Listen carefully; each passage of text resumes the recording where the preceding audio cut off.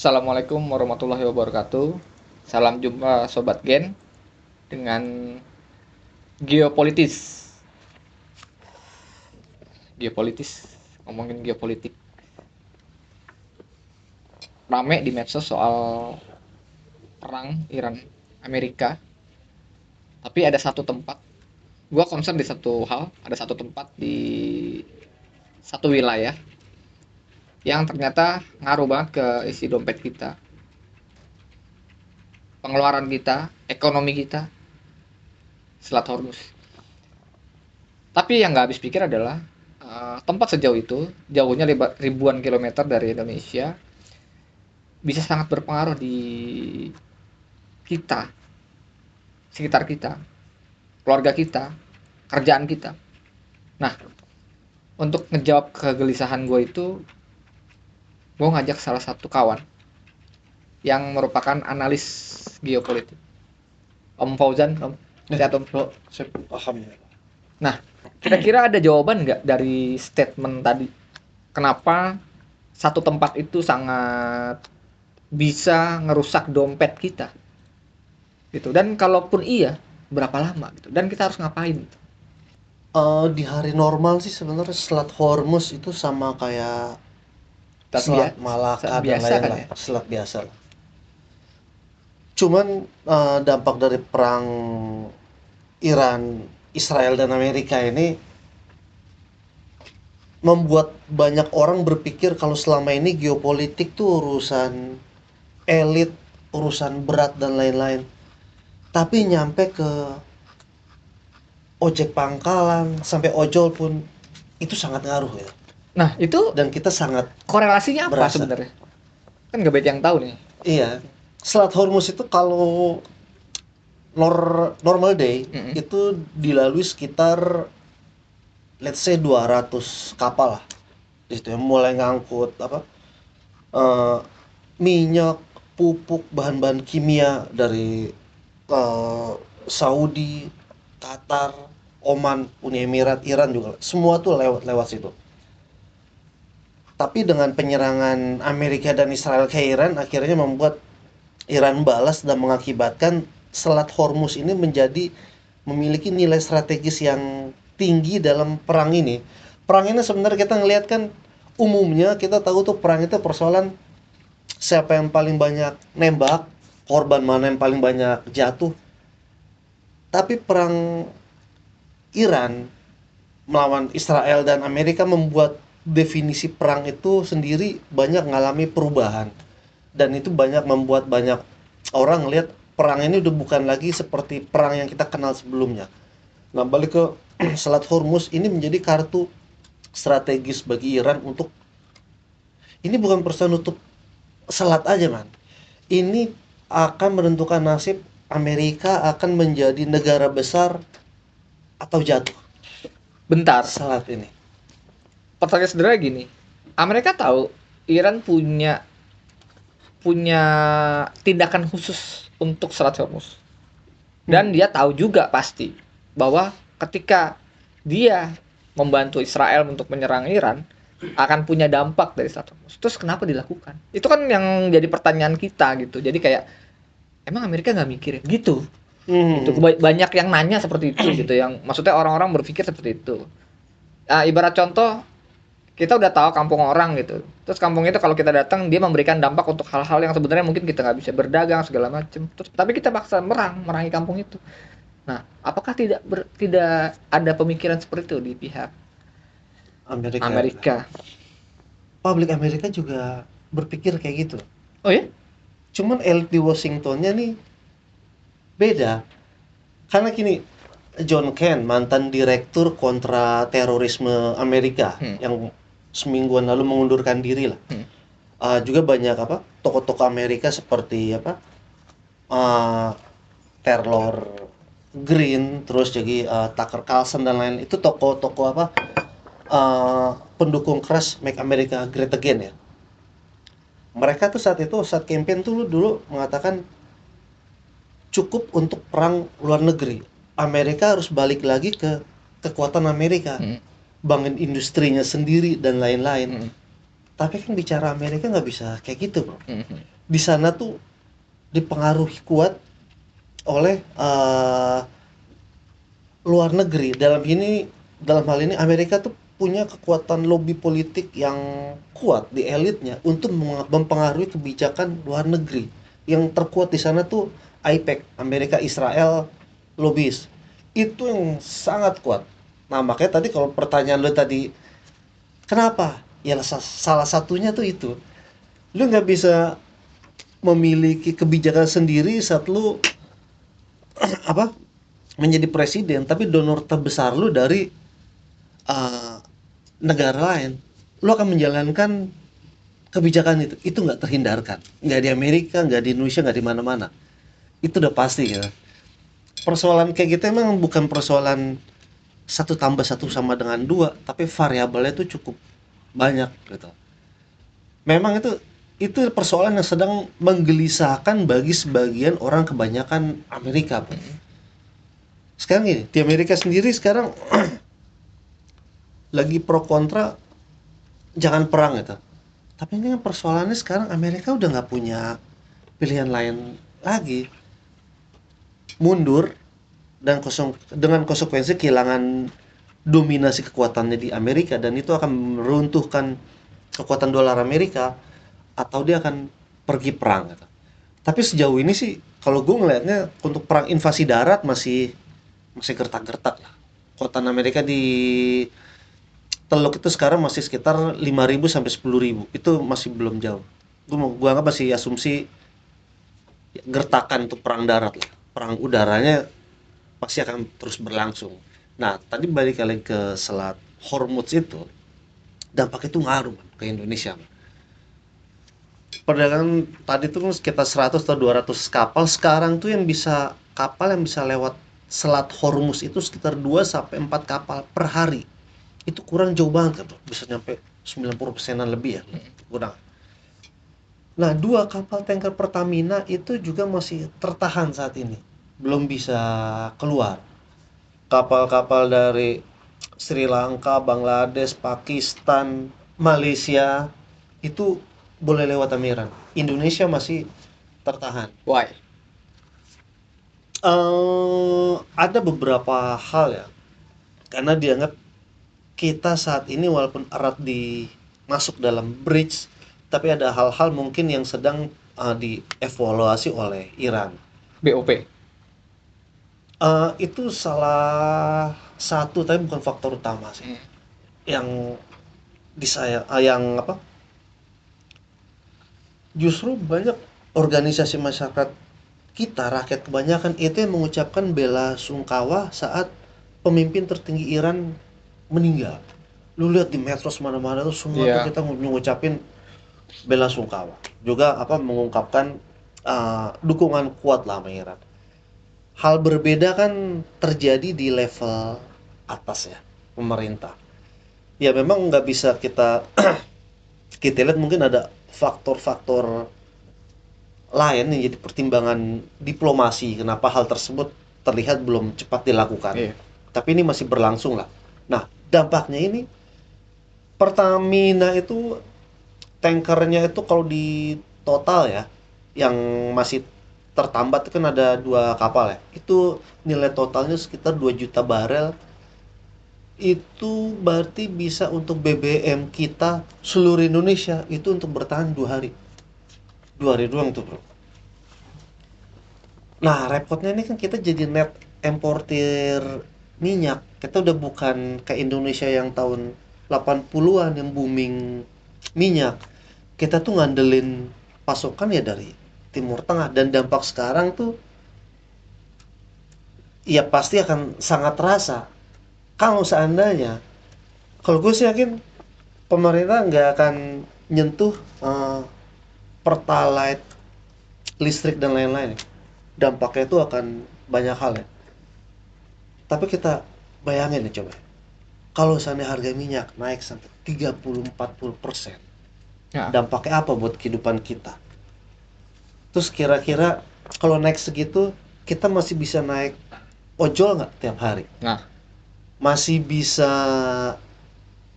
check out keranjang kuning nggak? Beli Tarif. barang-barang konsumtif. Ya. Berarti pengaruhnya ke tarif segala macam. Ngaruh semua. Itu kan ngaruh ke kita yang bisa tiap hari ngopi jadi nggak ngopi sama sekali, atau cuman satu gelas bisa kita sesep dari pagi sampai sore. Itu dampaknya tuh gede banget ke kita gitu. Dan sekarang makanya kemarin dia ada menteri kita yang ngasih masukan tuh, kalau kalau masak udah matang ya kompornya dimatiin Nah, gitu. iya benar. Emang ada kalau udah matang di Kalau gua nyalain terus? kalau gua enggak, Hmm, enggak. Gua biasa boros. boros. Nah, Oh, boros. emang harus Jadi ditiru kalau gua gitu. masak nih udah matang, gua masak lagi. Masak lagi. Iya. Itu cerdas Nah, tuh, Bro. gua masak lagi. Ntar udah matang nih, gua masak lagi. Sekir. Iya. Kayaknya lu Gitu. buka dapur umum mau oke juga. Gue jadi tangga lu enak banget kayaknya. Iya. Iya, tapi gitu men. Apa? Dampaknya tuh ngaruh banget. Karena BBM itu bukan cuma soal kita bisa naik kita bisa naik mobil, bensin kita bisa tahan berapa lama, bukan kayak gitu. Itu dampaknya ngaruh ke mana-mana. Lu bayangin kalau seandainya BBM itu dampaknya ke PLN, Pak. Ke PLN penghematan. Lah, kita kelar, Pak. Nggak bisa pakai listrik kayak begini. Hmm. Pada pakai, nggak tahu, mungkin pakai pembangkit listrik tenaga sungai samping, kok nggak ngerti gitu. Tapi dampaknya adalah BBM itu cukup krusial. Itu kenapa Selat Hormuz sekarang tuh jadi banyak pembicaraan. Itu selat yang tadinya tuh ya biasa-biasa aja lah. Cuma sekarang tuh menjadi relevan. Dan itu setidaknya membuat kita mulai sadar kalau BBM atau minyak itu bukan sumber energi yang tanpa batas.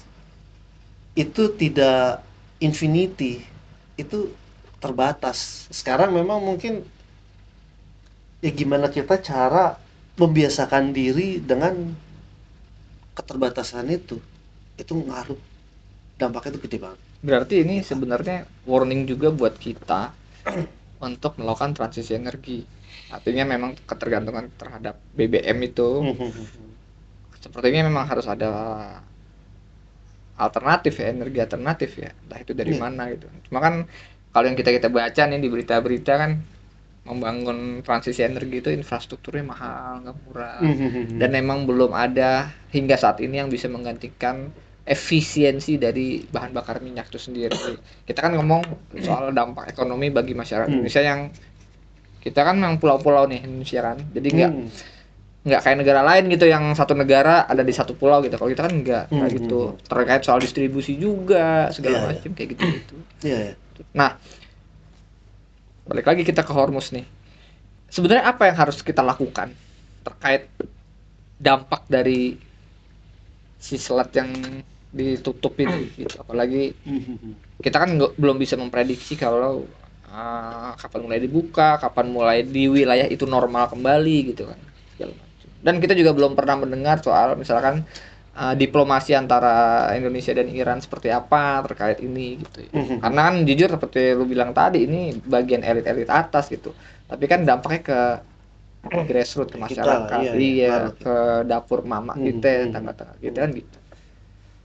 Apa yang harus kita Pertama, lakukan? yang harus dibaca di saat pemangku kebijakan kita menyebut Iran memberikan sinyal positif, kita jangan menangkap itu benar-benar sinyal positif atau negatif. Maksudnya? Dalam diplomasi itu masih tanda kuat, masih ngawang-ngawang, bro. Maksudnya ngomong? Masih belum jelas, masih proses, nggak bisa dibilang positif atau negatif. Ini semua masih Abu-abu maksudnya? ongoing, iya. Tapi kalau mangkok kebijakan nggak mungkin bilang pembicaraan berlangsung gagal, negatif lain-lain. Ya pasti kan semua harus mengarah ke dampak positif. Ini kan bagian dari memberi harapan. Tapi the truth is, kalau gue sih lihatnya ya Harapan palsu dong. nggak palsu sih, karena itu masih berlangsung. Gue ngelihatnya ini masih berlangsung. Kalau nanya kira-kira kapan untuk diplomasi ya belum tahu. Karena juga kan di sana kan lagi ada proses ya. Ya kita nggak bisa tahu sedalam apa lah. Kita sih harapin ya diplomasi jalan smooth, kita semua lancar lah. Mhm. Tapi yang jelas perang Iran dengan Amerika dan Israel itu masih berlangsung. Nggak ada yang bisa tahu kapan. Mhm. Karena Iran sendiri memberikan tuntutan yang masuk akal sebenarnya, kompensasi karena mereka jadi korban diserang duluan ya. Mhm. Amerika juga minta tuntutan lain-lainnya. Tapi yang pasti itu untuk Selat Hormuz, kalaupun terbuka nanti tidak akan terbuka seperti fase normal lagi. Nggak seperti kita lihat lo kapal suka lewat Selat Malaka gitu aja, enggak. Karena parlemen Iran sendiri tuh udah mengeluarkan undang-undang ada pintu tol bro nanti bro. Jadi Hmm. setiap yang akses ke sana ya harus bayar sejumlah tarif gitu. Dan itu walaupun itu masih yang negara-negara teluk masih menolak itu ya. Tapi ada kemungkinan prosesnya itu kan ngarah ke sana.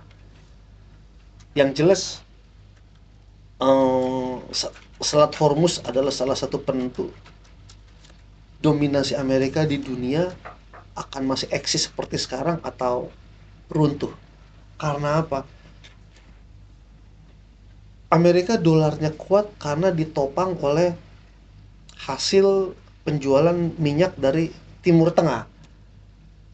Kalau semua minyak di Selat Hormuz yang 20% perdagangan global, itu di Iran tuh mengharuskan nggak boleh menggunakan mata uang dolar, Dolar. tapi yuan, China.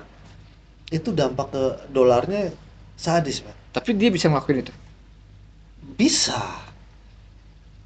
Kita nggak bisa bayangin, Pak. Iran tuh yang sebelum perang, orang nyebut itu negara tertutup, terbelakang yang orang-orang dipimpin orang bersorban, berjanggut dan lain-lain.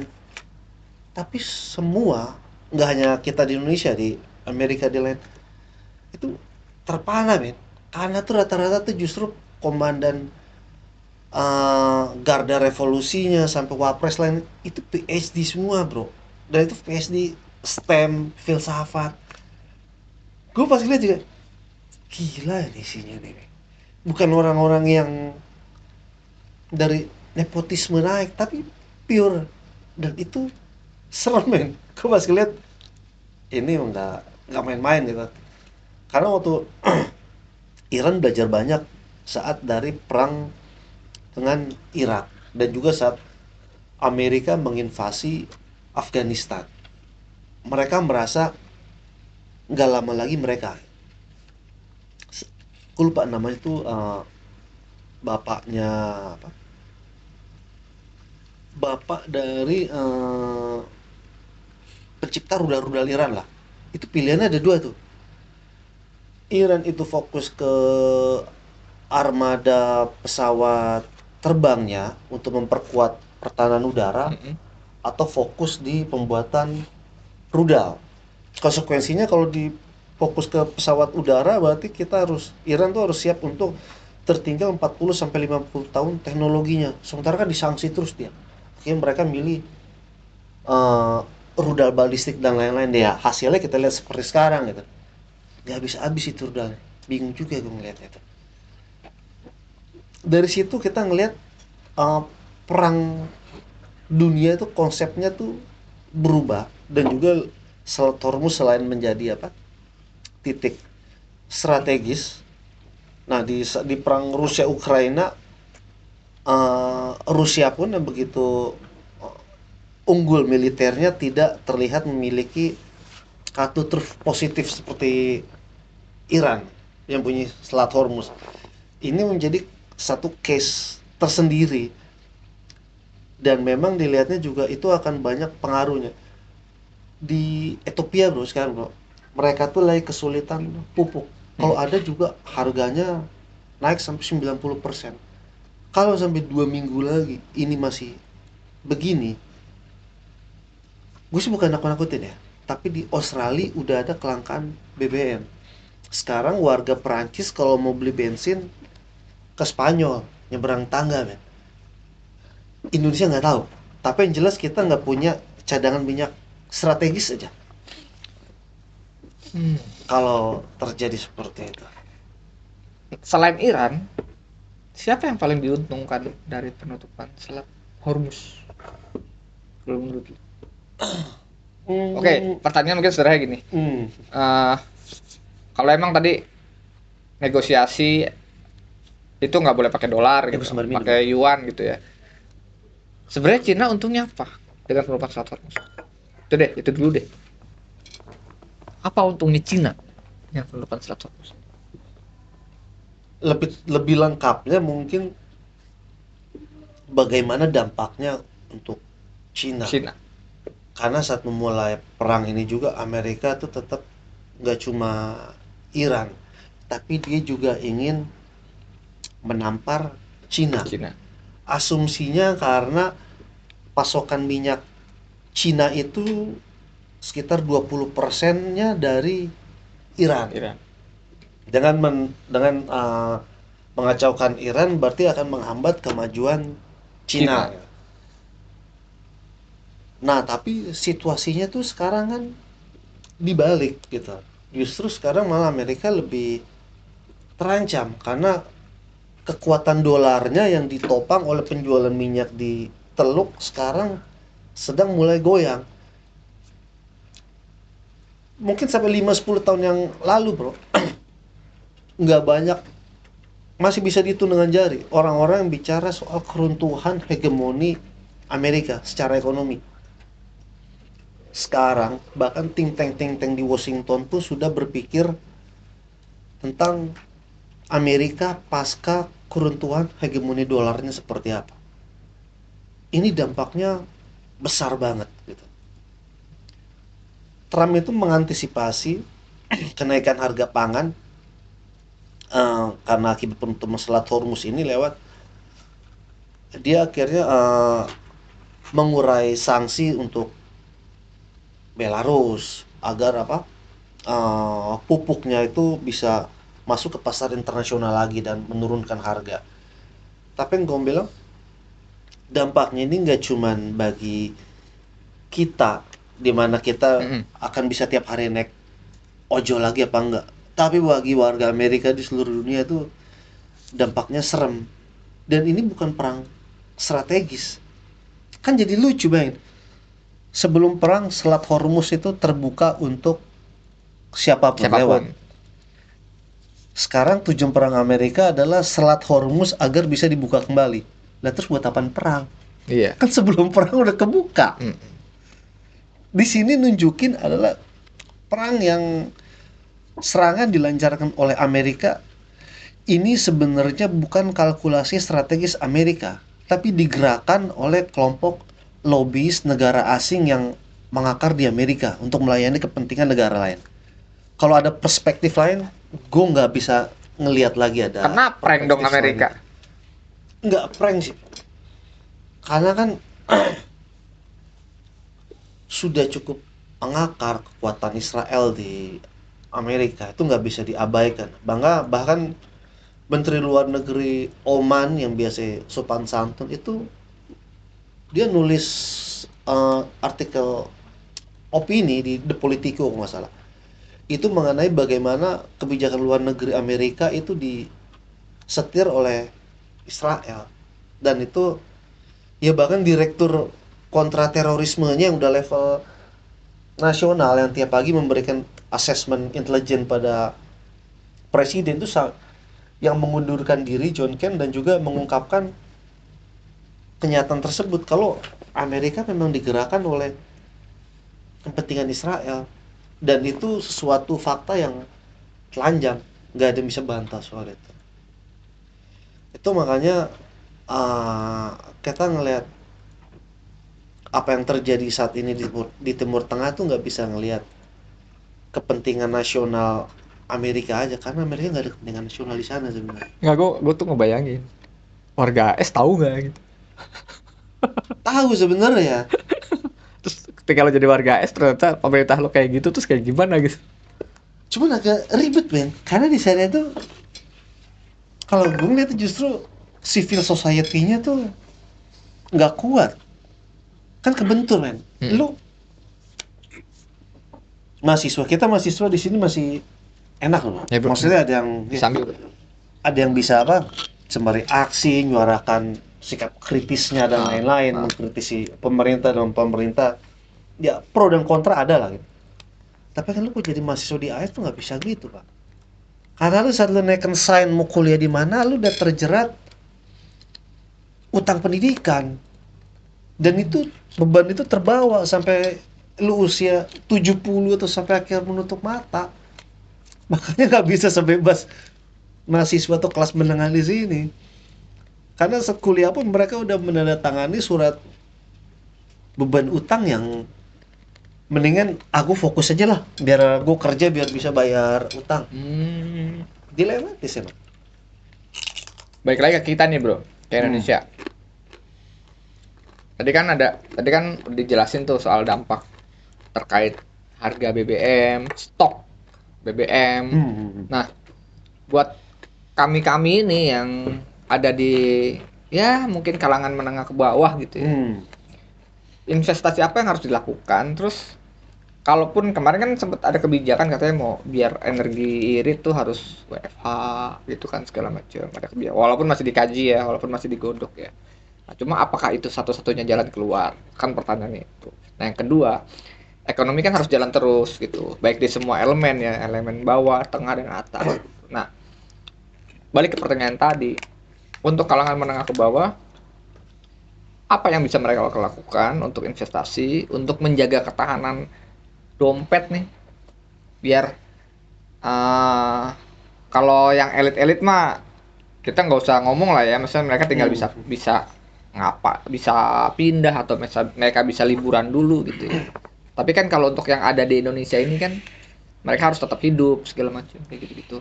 Ya terutamanya masyarakat pedesaan yang nggak ngerti apa-apa. Iya. Ini saran Menjaga ketahanan, bukan ketahanan pangan lagi nih, menjaga ketahanan dompet. Iya. Ini saran selain banyak doa nih jadinya ya. Iya. Kalau banyak doa bukan saran lah, itu memang hal yang rutin wajib dilakukan, wajib. Ini agak pertanyaan normalnya sebenarnya kalau financial planner gue akan nyebut menjaga neraca keuangan, memperketat pengeluaran, memperbesar masukan lain-lain. Cuma situasinya ini kan anomali sekarang. Situasi ekonomi kita juga sebenarnya lagi anomali, lagi sedang menuju fase sulit. Dan yang terjadi di Timur Tengah ini bukan menjadi pemicu utama ekonomi kita sulit, tapi memperparah ekonomi kita. Kita lagi sulit, tiba-tiba ada mereka Ditambah lagi. Dulu lagi persoalan kalau lu main saham, indeks saham kita dianggap nggak kredibel sama luar, dihajar sama transparansi, nambah sulit lagi. Semua ini lagi fase sulit. Putaran uang juga di bawah tuh juga nggak banyak men. Dulu orang yang jualan cilok bisa 2-3 kali muter komplek, bisa banyak yang beli. Sekarang nih udah berbeda cara orang bagaimana mutar uang, dan gue ngerasa putaran uang itu cukup ketat likuiditasnya. Tapi yang pasti dulu gini man, waktu era COVID ada temen gue, Mbak Tati namanya. Dia tuh mau ngirimin gue itu singkong, ketela dan lain-lain dalam bentuk bibit ya, untuk ditanam. Kan rumah gue di Keranggan tuh, ada lahan lah di depan belakang. Kebun lah. Kebun. Udah nih jangan lu buat tanam. Gue ketawa. Lu gila lu mbak. Gue masa nanam gini nih buat apaan? Gue kan di Jakarta. Kita nggak tahu perubahan seperti apa bro. Tapi yang jelas. Itu kata dia nih. Iya. Ketahanan pangan itu bukan kebijakan negara. Kita secara individu juga harus belajar menjaga ketahanan pangan. Dan itu terngiang di gue sekarang gitu loh. Oh iya, lu bayangin kok tiap kita ada di rumah yang nggak harus lahan lah. Di Jakarta nyari lahan susah lah, apalagi lu kayak gue tinggal di apartemen susah juga. urban farming. Iya, hal-hal seperti itu sebenarnya yang udah mulai harus dilakukan karena perubahan dunia tuh cepat tuh bro. Dunia saat ini tengah berubah dengan perubahan yang belum pernah dialami dalam peradaban manusia manapun juga. Kita mengalami fase perubahan yang semua orang belum pernah ngalamin. Itu terasa menyeramkan. Satu cara yang bisa dilakukan minimal kan adalah kayak yang lu bilang tadi, ketahanan dompet, ketahanan pangannya gimana? Itu awalnya harus dilakukan, Pak. Kita udah bisa nanam telah di rumah, singkong di rumah, mulai dari polybag lain-lain, lakuin dulu aja. Nggak usah meniru food state negara itu seperti apa gitu. Itu urusan negara lah. Tapi kita sebagai warga juga udah mulai harus minimal tuh menjaga meja makan di rumah kita aman deh. Masih ada piring-piring nasi yang terisi. Itu dulu aja. Udah mulai ketahanan pangan dari hal yang paling kecil aja, nanam cabai dan lain-lain. Kupikir tuh hal-hal yang sebenarnya yang bisa dilakukan. Gue nggak akan kasih nilai, nggak akan kasih apa saran klise kita harus berinvestasi kayak gini. Enggak. Yang utama adalah mulai dari hal yang bisa kita lakukan dulu. Mulai tanam dulu aja di lahan yang kita punya. Walaupun lu tinggal di apartemen ya, lu ada polybag, mulai tanam apa? Tumbuhan atau pohon yang bisa dijadikan bahan makanan. Itu dulu aja tuh hal yang paling minimal. Karena kelak pangan ini akan jadi sumber masalah setahun ke depan. Dan 3 tahun ke depan masalah utama dunia adalah air. Tapi itu nanti kita bahas selanjutnya. Nah, ini menarik sih sebenarnya. Ah. Kita ngomongin perang Selat Hormuz, ujung-ujungnya nanam pohon. Iya. Gue juga tadi kenapa jadi kita tiba-tiba ngomongin pohon ya? Tapi ternyata memang itu bisa dilakukan ya untuk ngejagain dompet kita terutama. Iya, karena ngaruh semua bro. Dari Selat Hormuz lah kita belajar kalau Indonesia sangat rentan terhadap gangguan eksternal. Kita belajar dari situ, pelajaran secara global. Sebagai warga kita belajar kalau saat negara terguncang karena kondisi eksternal, itu akan mempengaruhi kita nih, rakyat jelata, kaula. Dan di saat itu yang cukup terguncang, hal yang bisa kita lakukan adalah kita mulai dari yang presiden bilang, ketahanan pangan, tapi versi masyarakat, versi warga. Itu yang harus kita lakukan. Tapi gini bro, ya lo tau lah, Gen Z kita, ya kita ngomongin Gen Z dan milenial lah ya, termasuk kategori orang-orang yang konsumtif. Ngopi maunya ke kafe, gitu kan. Beda sama yang orang-orang tua kita dulu gitu, ngopi ya bikin, giling sendiri gitu kan. Nah, artinya mereka punya ketergantungan kos untuk ya tadi gaya hidup tadi gitu. Nah, kalau ngedengar dari cerita lo tadi, gua tuh kebayang gitu, wah nih gaya hidup mereka bakal keganggu total gitu. Kos nongkrong itu kan selain makan minum kan kos parkirnya mahal juga bos. Iya kan, mau bawa motor segala bawa mobil juga kos parkirnya mahal, bensinnya juga mahal. Let's say kita ngomongin misalnya motor listrik lah, ya sosok lah ya. Tapi ini bakal berpengaruh banget sama gaya hidup Gen Z kita. Gaya anak Gen Z ya gitu. Nah, ada nggak saran untuk para Gen Z adik-adik kita nih dan kalangan kita milenial untuk kita tetap bisa style, tetap kita bisa menikmati hasil keringat kita gitu ya dengan normal gitu, tapi dengan cara yang lebih efisien. Karena kan bicara bahan baku kan tetap ujung-ujungnya kita bicara efisien. Hmm, hmm, hmm, hmm, hmm. Gini, sebenarnya kita balik ke eh, secara fundamental aja. Ah, Manusia itu pada dasarnya adalah makhluk survival. Dia selalu adaptif terhadap kondisi apapun. Kita nih, lu gue itu sama teman-teman dan di sini, ini kan salah satu bagian dari spesies yang survive di saat Thanos itu menjentikan jarinya di tahun 2020, COVID dan lain-lain. Kita ini termasuk yang survive gitu. Menghadapi, ya aku belum nyebut krisis lah ya, menghadapi situasi yang genting secara global seperti sekarang, mau nggak mau yang harus bisa dilakukan adalah adaptasi lagi, adaptasi pola konsumtif. Ya kayak gue dulu misalnya waktu masih kuliah, masih dikasih orang tua di saat kan kuliah kelamaan di stop, konsumtif konsumtif tuh nggak berhenti karena dia anak muda bro, tapi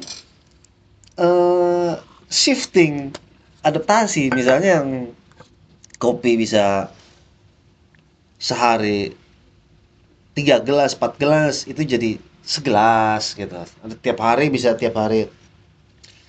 Sofi food atau GrabFood atau yang lain itu mulai makan di tempat-tempat yang offline, hal-hal seperti itu sih. Tapi gue ngelihatnya ya, Gen Z itu sebenarnya justru bisa lebih adaptif. adaptif loh, karena mereka tuh malu kalau gue ngeliat ikatan sosialnya tuh yang cukup kuat ya. Nah kita juga ngeliat kan mereka tuh suka apa, bikin apa, project bareng-bareng gitu sama temennya, bikin apa ya, khususnya yang digital lah itu. Ya gua akui oke lah, gue banyak belajar juga dari hal-hal kayak gitu.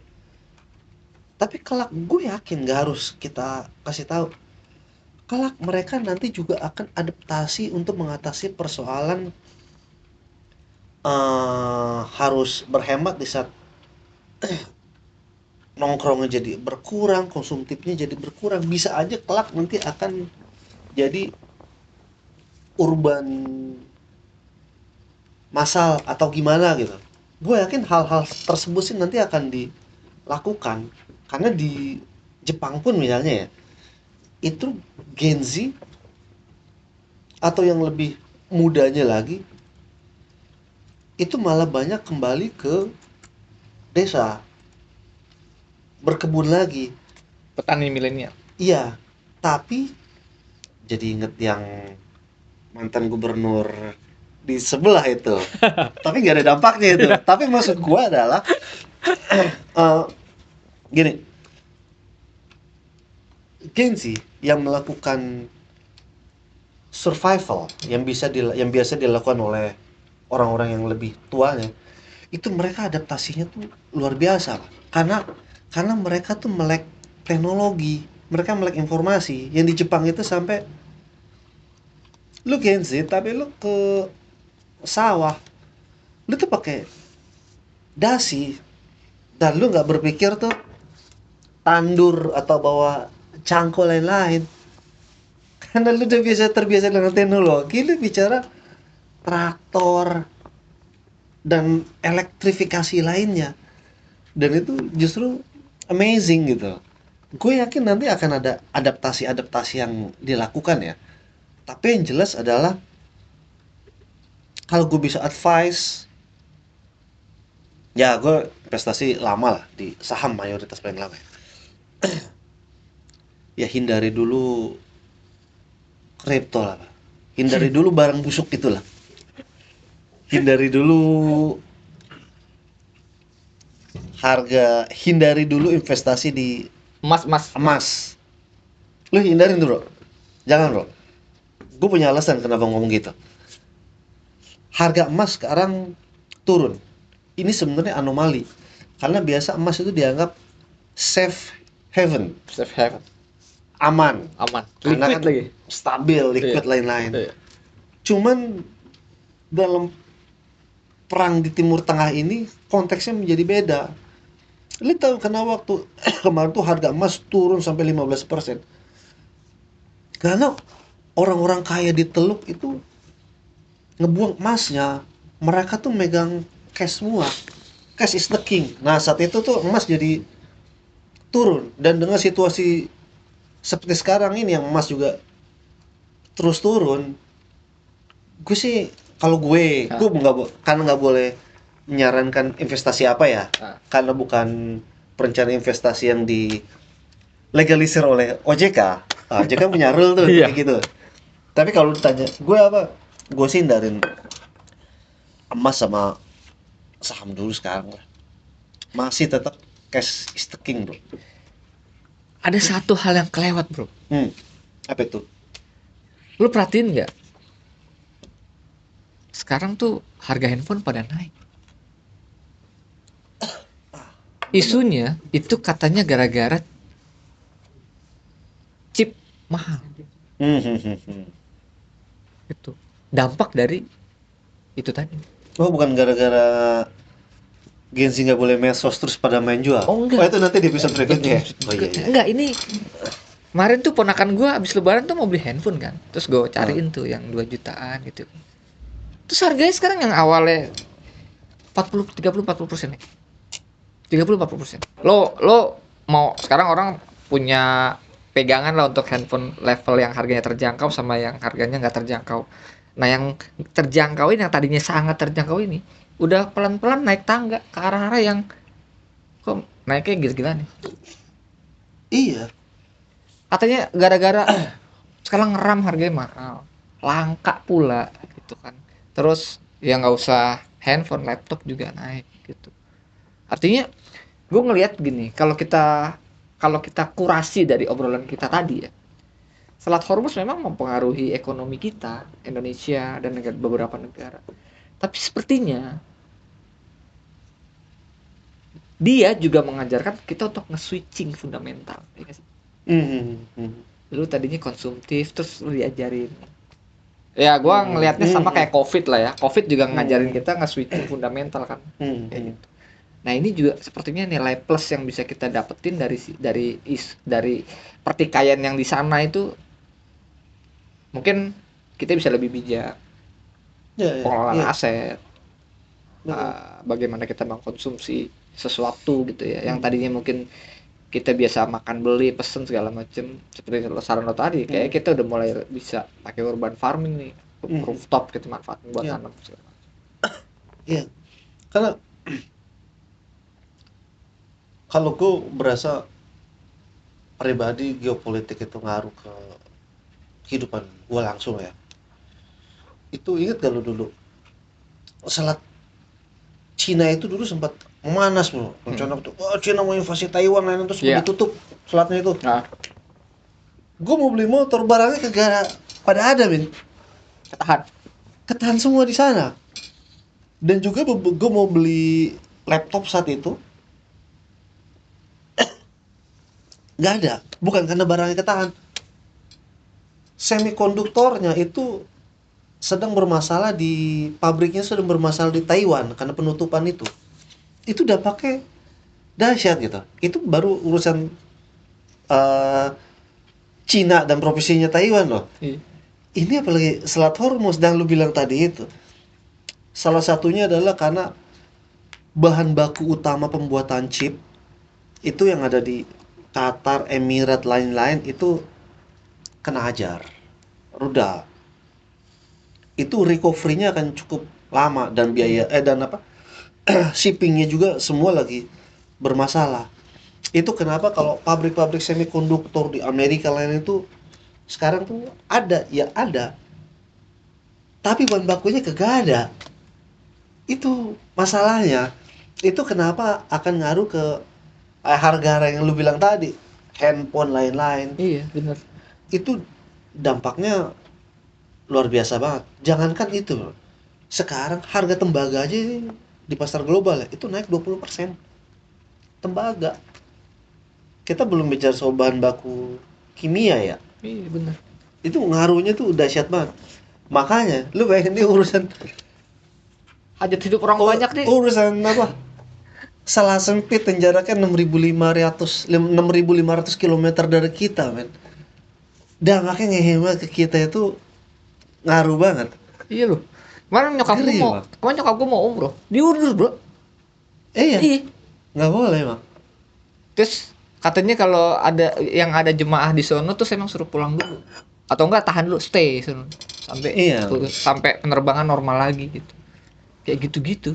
Iya, iya. Karena kan transit utama itu kan rata-rata di eh, Dubai lainnya itu kan lagi ketutup semua. Dubai kan yang biasa setiap hari itu melayani 3 juta penumpang, sekarang tuh nol gitu. Ya semua tuh terganggu. Ini cuma gara-gara urusan Selat Hormuz yang sebelum perang itu semua orang bisa lewat dengan bebas. Iya. Dan saat perang ini dibuka terbatas, tapi tujuan yang pihak yang memulai perang adalah agar Selat Hormuz dibuka sekarang. Emang yang lu bilang tadi sini agak aneh. Terus kapan perang? Kan sebelum perang dibuka. Sekarang masih tujuan perang mau buka lagi. Oh enggak, kalau gue sih Lucu sih. gue selalu husnuzon ya. Nusnuzon. Mungkin Oke. Amerika ingin membuktikan kalau apa bener iya Selat Hormuz itu key. Jadi global economy. Oh ternyata iya, berarti memang bener gitu. Oh, hanya untuk membuktikan Hanya tesis untuk itu iya, ya. hanya untuk Oh, membuktikan iya, tesis iya. itu. Bisa juga ya. Bisa. Kadang kan orang kalau dibilangin suka nggak percaya. Iya kan? Iya, Nih iya. ada pemotor nih lewat lampu merah. Wah jangan nggak nggak apa-apa. Pot juga. Iya. Entar kaki udah buntung satu Iya. baru. Wah iya bener nggak boleh lihat lampu merah. Kalau kata pepatah tuh seeing is believing. Udah ngalamin dulu. Iya. Wah, iya, agak-agak ribet tuh kalau level apa? Bernegara itu skemanya kayak gitu tuh repot ya. Benar. Dampaknya tuh berasa banget sih sampai ke sekarang sih, Bro. Nah, gue ngelihatnya ini dalam konteks kayaknya Gen Z emang perlu paham juga tentang geopolitik. Karena ternyata kita ngomongin geopolitik tuh ngefeknya tuh ke hajat hidup harian, ke Iya. hajat hidup orang banyak. Lo yang suka bikin konten, lo yang suka beli gonta-ganti handphone, lo yang suka konsumsi kopi, nongkrong dan lain-lain, itu ngaruh banget gitu. Jadi akhirnya gue mikir anak muda sekarang memang harus paham geopolitik, nggak cuma sekedar lu paham politik doang gitu, politik dalam negeri, tapi Iya. politik luar negeri, terus bagaimana ekonomi bergerak tuh. Iya, memang sih. Gue tuh inget tuh waktu gue kuliah, Hah. itu gue dapet satu buku bahasa Perancis gitu. Itu salah satu menteri Perancis tuh. Itu buku itu jadi tuh cerita tentang pemberontakan mahasiswa di bulan Mei 1968 di Paris dulu. Tapi itu salah satu, gue masih melekat itu satu sebaris kalimat itu tuh. Sampai sekarang gue masih inget. Dia bilang urusan politik itu terlalu besar jika hanya diurus oleh seorang politisi. Gue dulu gak ngerti ini maksudnya apa sih. Tapi ternyata adalah ya kita juga harus, inti dari kalimat itu adalah warga biasa bagi kita ini ya juga harus tahu politik. Nggak harus terlibat aktif lah, setidaknya lu tahu, karena itu nanti aturan akan mainnya. iya, karena kan ngaruh banget. Kan dulu ngobrol sama teman-teman yang lainnya masih muda lah, itu geopolitik apa sih, kejauhan om, gini nggak ngaruh ke kita. Tapi dampaknya itu kan real, ngaruh ke kita sekarang. Sebenarnya mitigasi yang bisa dilakukan sekarang ya, kalau untuk level individu ya, kalau saran gue tuh pertama hindari panik buying. Hindari panik buying itu dalam artian lu lagi megang gold trading online gitu ya. Iya. Jangan langsung Sell. sell lagi kondisi minus lagi. Iya. Terus ngapain lu investasi kalau kondisi minus lu juga? Hindari panik buying. Dan juga atur kebutuhan konsumtif. Gue nggak bilang ngerem ganti total ya, tapi harus diatur kebutuhan konsumtif. ini bukan saran bijak atau saran dari seorang bijak sih, karena kita nggak tahu hari ke depan kayak gimana, itu aja. Itu setidaknya tuh kalaupun kita akan mengalami di fase yang eh, tidak kita inginkan, kita masih ada sisa sedikit lah agar kita bisa survive barang beberapa hari. Kupikir itu yang bisa jadi pelajaran sih dari hal sekarang sih. Karena juga ngaruhnya nanti ke, ini bukan soal konsumtif aja ya dari Hormuz ini, tapi juga nanti ngaruh ke pangan kita. Pangan kita tadi yang dalam artian tuh yang tinggal di apartemen tinggal nanam singkong atau bahan pangan lain, bukan itu aja. Itu akan ngaruh ke pupuk kita kayak gimana. Pupuk kita tuh mayoritas masih impor, bro. Impor. Itu makanya yang misalnya kayak Prabowo kunjungan sampai ke Belarus gitu, ketemu Lukashenko bicara apa ketahanan pangan lain-lain. Dia sadar kelak saat apa ada gejolak global, kita siap untuk menghadapi hal seperti itu gitu. Nah, itu juga harus kita atasi. Misalnya ini balik ke lingkungan lagi sih, man. Mulai aja deh membuat pupuk sendiri. Kan lu pernah cerita sama gue soal bikin pupuk organik kayak gimana tuh. Hal-hal seperti itu sih sebenarnya yang ya Bunda udah mulai bisa dilakukan dari sekarang sih. Karena dengan cara-cara yang kayak gitu, minimal adalah kita memiliki survival kit kalau seandainya ada hal-hal yang nggak kita inginkan terjadi. Kayak gitu sih kalau saran gue. Iya, bener. Udah lama nggak ngomongin survival kit nih. Kayaknya emang si Selat satu ini ngerubah cara pandang lagi. Iya, ngaruh banget lah persoalan apa keadilan ekonomi politik itu semua tuh ibaratnya men itu semua tema di dunia sama persoalan di dunia itu benang merah tuh satu, Selat Hormuz. Gawat emang. Berarti ternyata memang Amerika hanya ingin membuktikan statement. Iya bukan cuman apa seperti yang lo bilang tadi, jangan-jangan apa husnuzon. Nah, iya bisa juga tuh, bisa juga Trump ngelakuin itu. Iya, satu itu. Bisa. Yang kedua dia tidak percaya lah tim risetnya. Gitu aja. Bisa Kan mau perang harus riset dulu. bisa tuh. Gitu. Atau mungkin ini kali dia lagi apa gabut kali ya. Iya, nggak ngapa-ngapain gitu ya. Kok kebuka gitu aja tuh. Iya. Coba kita tekan dikit dulu Kita lah. bisa tes dia bikin gerbang nggak nih gitu Nah, kan. bisa bener juga sih, bisa juga kayak gitu. Iya, akhirnya kejadian kan bener-bener dibikin gerbang sama Iran tuh. Bukannya lagi repot deh sih. Iya. Ternyata untuk Bener. buka gerbang lo apa namanya abodemennya mahal. Iya, bener. Tapi jelas tuh apapun itu sekarang tuh Selat Hormuz tuh jadi game changer ya. Iya. Itu akan, kalau gue ngeliatnya itu akan membuat arah pergerakan dunia ke depan adalah menjadi multipolar. Kalau bahasa kebijakan luar negeri Indonesia tuh multiplex. Artinya tuh nggak ada lagi satu dominasi negara yang bisa mendikte berbagai negara. Era itu akan selesai. Kita akan masuk ke fase multipolar di mana semua bisa saling equal semua lah. Gue lihat sih arah multipolarnya tuh semakin kuat. Tinggal nanti bagaimana gimana presiden kita nanti sekarang mengarahkan kebijakan luar negeri kita di saat situasi sedang turbulensi kuat seperti sekarang sih. Iya. Harus kita tunggu. Ekonomi, cuaca, Semua bencana alam gitu kan. Memang ternyata yang kita lagi diuji. Cuma memang ada satu pemantik yang memang mengajarkan kita untuk tetap survival tadi, menyiapkan kit survival tadi ya. Iya, Gitu. itu penting sih. Survival kit dalam definisi itu kalau misalnya minimal sendiri lu punya tumbuhan yang bisa dimakan untuk perut.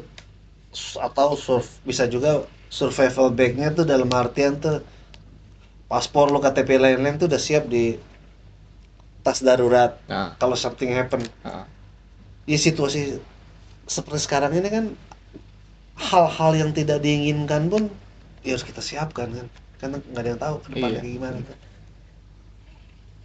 Terakhir bro, Hmm. prediksi. Prediksi kalau perang ya, Iya. cara perangnya tuh gue ngelihatnya Trump tuh masih gertak, dia nggak akan berani invasi darat.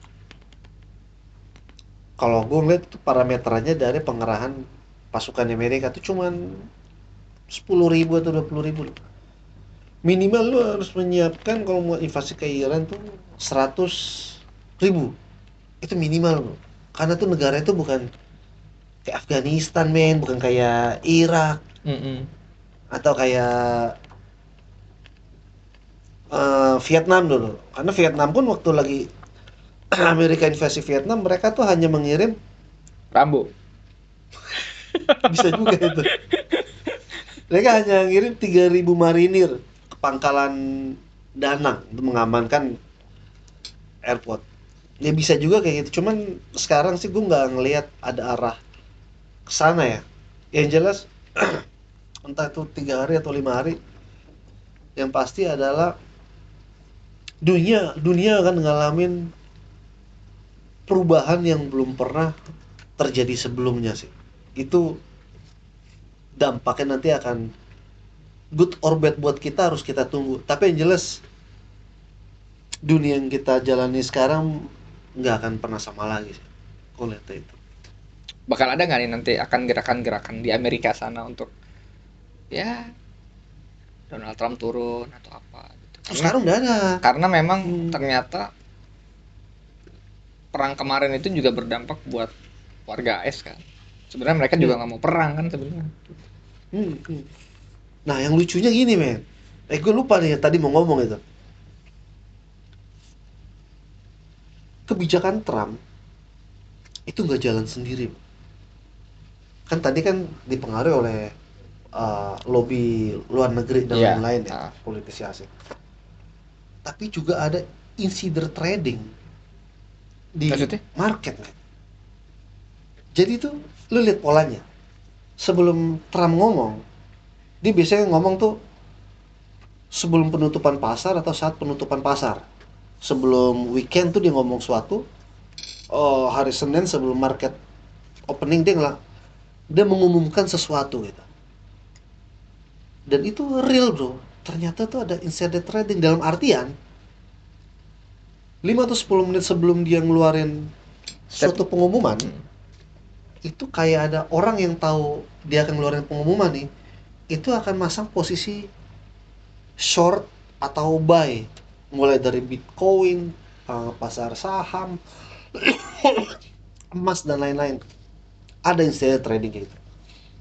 Jadi saat dia ngomong, ya kalau di bahasa Indonesia, di Indonesia itu namanya disebut ngepom-pom lah, ngegoreng harga, Iya. harga naik. Tapi kan yang untungan yang insider trading ini, yang retail nih cuman dapat ampasnya aja gitu. Iya. Nah lucunya man, itu kemarin tuh ketua parlemen Iran tuh ngajarin, dia posting di akun X, dan postingan itu tuh dibaca sampai 14 juta orang. Pokoknya dia nyebut, eh, posisi Anda di market itu harus bertentangan dengan apa yang diucapkan Trump saat dia menyebut apa, ada capaian positif di perundingan. Nah, Kau anggap itu harus negatif. Dan akhirnya men, market dari kemarin nih sampai hari ini nih, itu posisi kontra semua. Dalam artian hari ini menjadi hari bersejarah bagi investor retail saham Amerika, Pak. Karena semua orang banyak yang untung pada ngambil posisi kontra.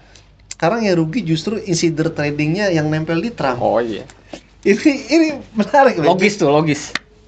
Jadi lucu. Jadi Iya. kok malah yang nguntungin warga Amerika kebanyakan malah ketua parlemen Iran daripada politisi mereka sendiri. Ya ironi, tapi ya faktanya kayak begini. Lucu sih, tapi ya beginilah Tapi yang terjadi. Trump bakal lama nggak sih? Enggak ya? Kayaknya. November penentuannya. Pemilihan paruh waktu nanti. Paruh waktu. Kalau nanti misalnya Republik kalah suara dari perolehan suara dari Demokrat, ada kemungkinan potensi impeach Trumpnya akan dijalankan lagi. Dan dia sangat tahu itu. Atau mungkin jangan-jangan karena dia dikuasai oleh faktor eksternal kebijakan luar negerinya, ya waktunya nih sekarang ya. Karena belum tentu kalau November pemilihan setelah Republik menang ada momentum kayak gini lagi gitu loh. Udah sekarang aja lah, bablas lah Ben. Bahasa kita tuh ya tanggung lah Bang, udahlah. Bahasa-bahasa sekalian lah. Bisa aja kayak gitu. Tadi ada yang belum mau sampein, lupa gue. Apa? Oh, Endingnya? di APBN harga minyak kita kayak gimana? Itu ngaruh banget ya. Ah, Karena APBN kita itu matok harga minyak bumi itu sekitar $70 per barel, man. Sekitaran itu ya. Sekarang kan harga sudah 100 lebih. $120. Iya. Pilihannya ada dua pemerintah. Memangkas pos terbesar anggaran lainnya di APBN atau memangkas subsidi BBM.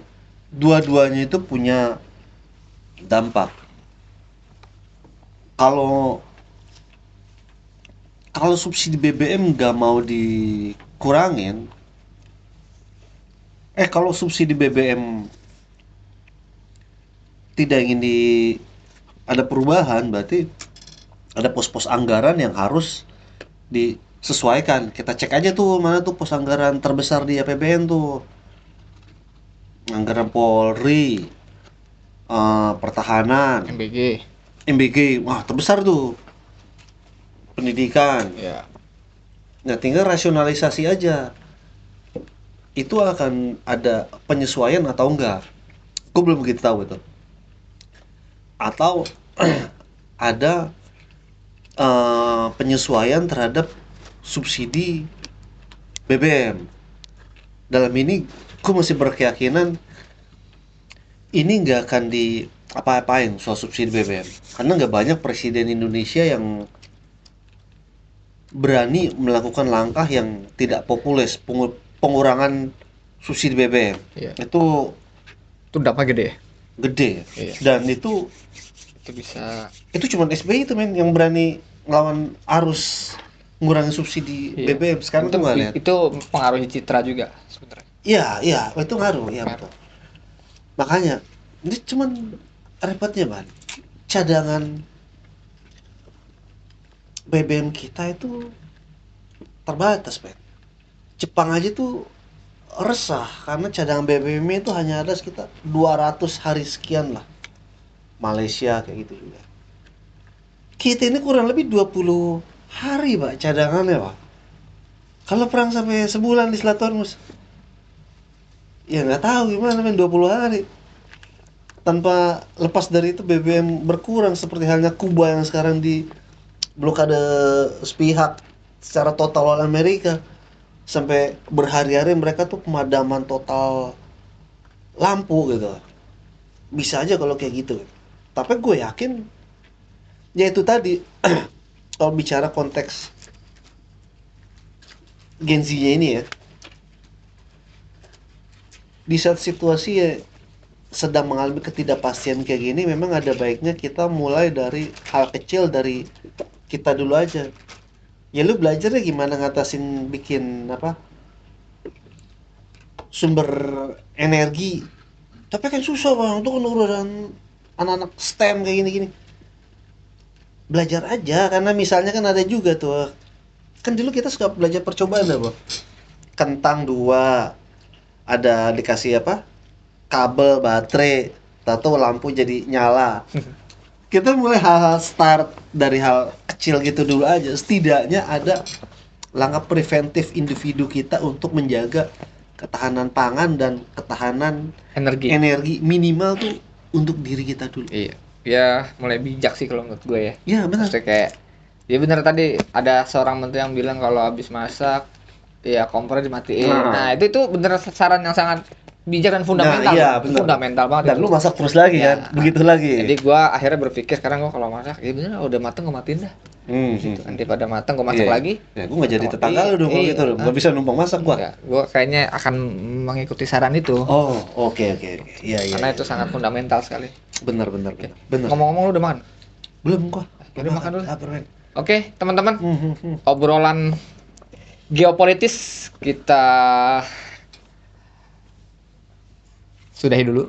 Kita akan bincang-bincang lagi nanti soal isu yang lainnya. Iya, makan dulu tapi yang Nah, penting. makan dulu ya. Masih Nah, padang ya kayak. menurut lo kira-kira apa yang harus dilakukan oleh kita dan oleh pemerintah? Drop komen di bawah dan jangan lupa siapin waktu buat nonton geopolitis.